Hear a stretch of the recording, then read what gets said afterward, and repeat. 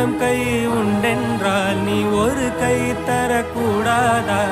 ஈராயிரம் கண் கொண்டாய் உன் ஒரு கண் என்னை பாராதா? உன்னில் சரணடைந்தேன் இனி நீ கதியே.